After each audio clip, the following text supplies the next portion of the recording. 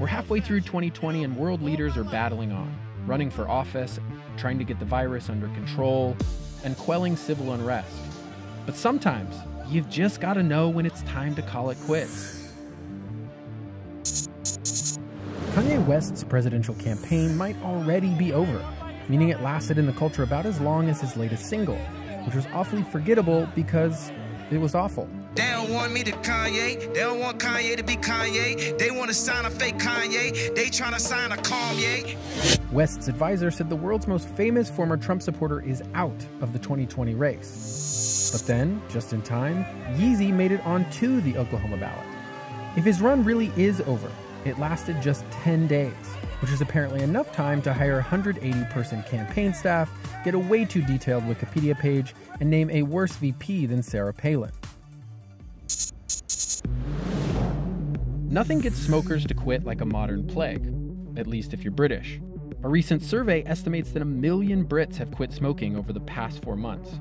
It's good news for health advocates peer pressuring people into quitting, but one researcher pointed out that long-term success tends to be low, meaning smokers might pick up the habit again on that glorious day when cigarettes dethrone coronavirus as the biggest threat to their lungs. Facing plenty of government corruption and a growing terrorist threat, protesters in Mali have spent the past month calling for the president's job. And while President Ibrahim Boubacar Keïta hasn't met their demands, his son has. Karim Keïta stepped down this week from his position as the head of the parliament's defense committee. He says he doesn't want to be a, quote, hindrance to dialogue, though he's keeping his cushy lawmaking job. The president's still trying to appease protesters by dissolving the top court and promising to redo a disputed election. But after a protest last week, when police allegedly fired into the crowd, killing at least one person, protesters say the only way forward is with a new leader. Tunisia is down one head of state after the prime minister handed in his resignation.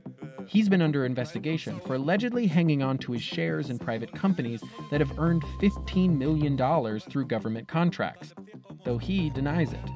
The conflict of interest led parliament members to pass a no-confidence vote, because private shares on public contracts in this economy? Now the president has to find a replacement.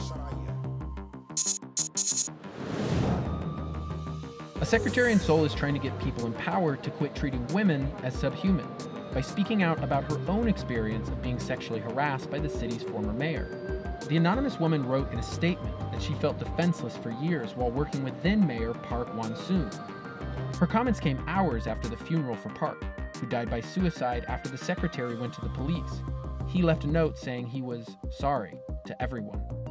The police say there will be no indictment because Park is dead, but the secretary said she had hoped to have him apologize in court and that she wanted to forgive him.